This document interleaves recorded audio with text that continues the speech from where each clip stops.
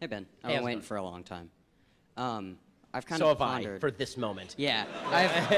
I've kind of pondered how to ask this, but how does your view of transgender issues work when scientific anti-realism as a concept exists? You're going to have to explain that one. All right. So scientific anti-realism is the concept that when you see me, you see, my skin, my hands, everything about me, but you do not see my cells. You do not see my atoms. You do not see the things that make up the things. They are just physical. So there is no really true way to prove, other than by hitting me, obviously, that I am right here, if it is only us two talking. So therefore, this would apply to any gendering things, including intersex, which can have an XX or XY chromosome and have androgen or estrogen insensitivity. So I just need you to narrow this down. Is yeah, the argument what that I'm things trying- that we don't understand the nature of things because we don't have microscopes, and therefore we can't determine sex?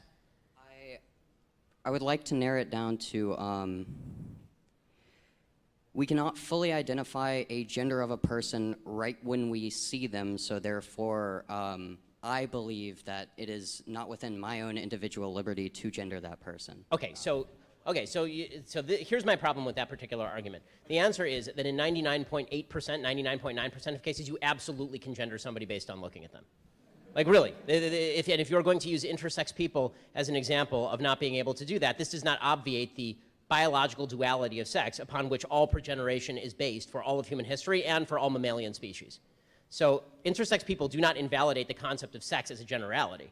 Intersex people are people who have a biological anomaly. And by the way, in most cases of intersex, those people still manifest as either a male or a female. So the idea that intersex exists does not invalidate the idea that there is a male and that there is a female, or that in nearly all cases, I can tell the difference between a male and a female. Again, I'm not saying, by the way, that if you can show me your chromosomal charts that you are actually not a male, when I say that you're a male, that I should stick with that biological objective standard. Like my perception of you, in other words, is subject to my correct enunciation of an objective standard. So the objective standard, here's the deal. For all of human history, there was an objective standard between male and female. It was, for nearly all of human history, out of partial ignorance and partially because this is usually true, it was out of simply looking at people's genitals and assessing them based on their outward appearance, right? Which is still true for nearly all human beings on planet Earth at all times. Okay. What was that?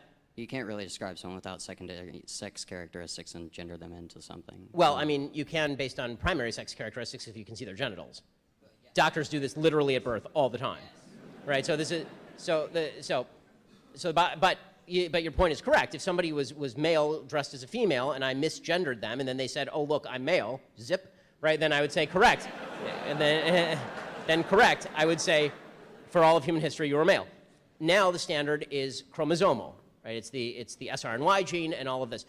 There is some objective standard, in other words, by which we can determine sex. The problem I have with the transgender argument is that people are arguing that there is no objective standard, that no objective standard exists by which I can determine sex. And in fact, sex is completely subjective. I can determine my own gender based on no biology and, in fact, in abeyance of biology. I can have every single biological characteristic of a male, and if I say I am female, then I am female. This is anti-scientific nonsense. Yes, Caitlyn Jenner had every biological characteristic of a male. There is no evidence whatsoever that Caitlyn Jenner was a female, because Caitlyn Jenner was an Olympic athlete as a male, with all of the chromosomes and all of the junk and all of it. Right? That is it. That is a biological male. And then we are supposed to believe that Caitlyn Jenner is a female. Listen, I'm happy to call Caitlyn Jenner Caitlyn, because people can legally change their name. If I were out to dinner with Caitlyn Jenner, I wouldn't go out of my way to say Caitlyn Jenner is a he, because why would I want to have a bad dinner with somebody?